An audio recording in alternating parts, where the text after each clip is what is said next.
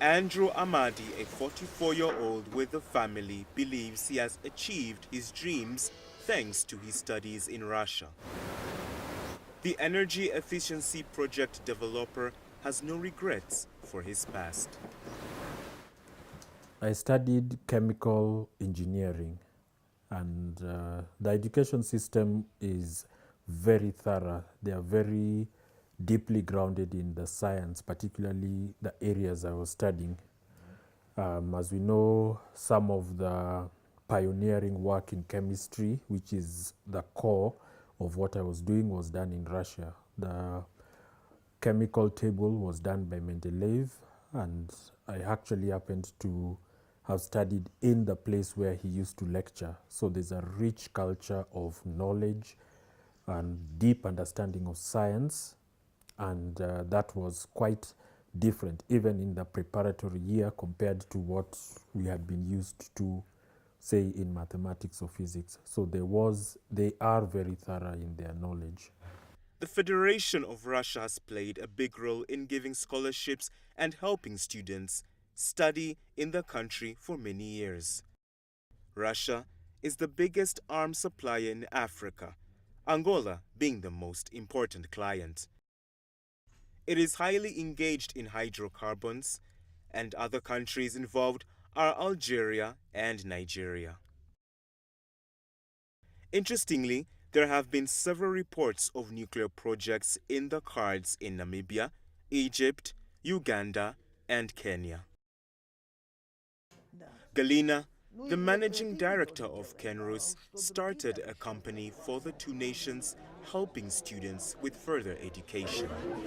In our main business, we supply medical equipment from different countries to Kenyan market. Apart from this, we do import and export a number of products such as flowers, tea, coffee. And from 1997, Kenrus is agency for Russian university. We send Kenyan candidate to study in Russia in different university. May I now request you to join me in a toast to the warm relations between Kenya and the Russian In mid-June, people around the world gathered together to give a toast for the end of the Soviet Union and the coming of a new Russia. The European Union and the United States sanctions have been introduced against Russia for backing separatists in eastern Ukraine. But that has not affected the economical ties between Russia and Africa. The challenges that the Russian Federation faces in the context of the sanctions with some countries has caused some difficulties in engagement.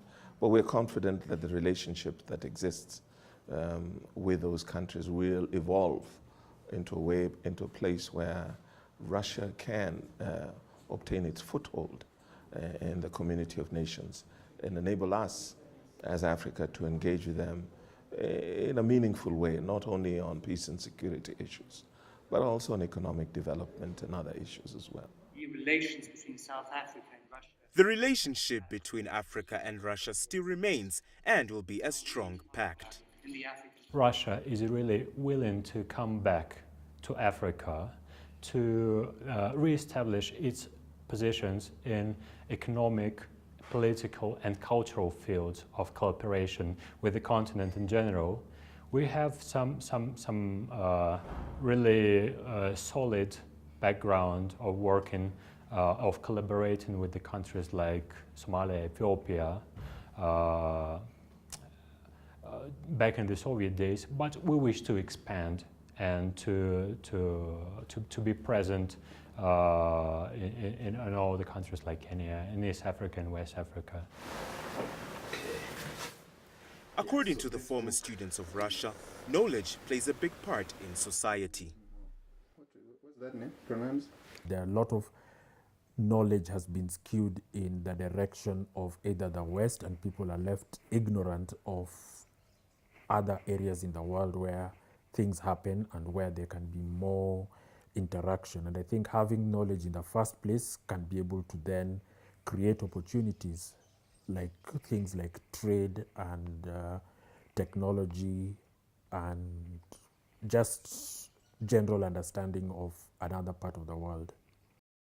An African proverb says, learning expands great souls.